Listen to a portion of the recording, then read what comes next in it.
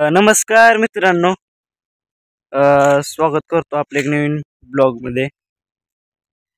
मित्रांनो, विषय काय सांगू का? आज आलोय बघा शेतात. म्हणतात तू सारखा शेतातच येतो, नेमका शेतात येऊन तरी काय करतो? तसं काय नाही मित्रांनो. बघा आज शेतात पेरणी करायची. त्यासाठी बघा बिया बिया आणलेत हो का. बाजरी करायची बघा.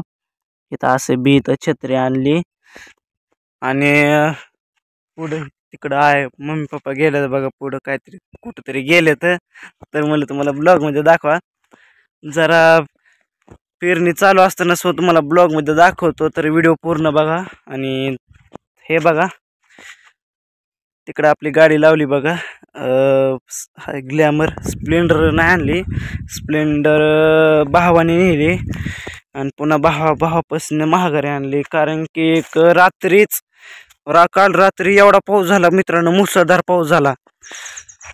इथं वड्यापाशी एवढं आमच्या इथं एवढं पाणी आलं का ना मित्रांनो, आकाश वाहून चालल्याच्या एक संकेत होता, पण काही गेलं नाही.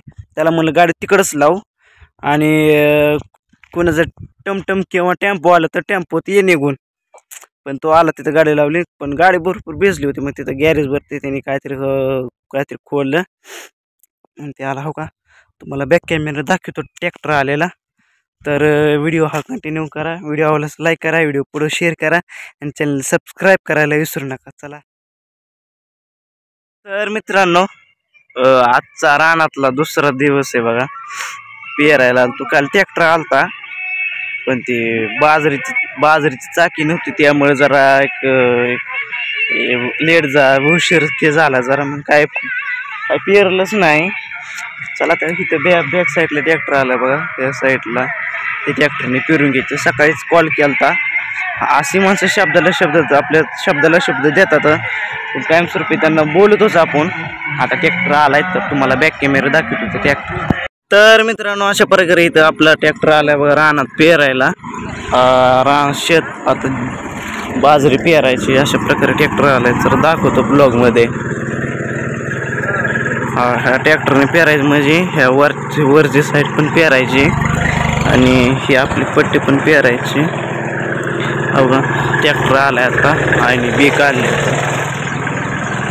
ही मूग आहे बघा आणि ज्वारी. हे बघा आपल्याकडे पेरणी चालू आहे आता. इथं बॅक साईडला बघू शकताय.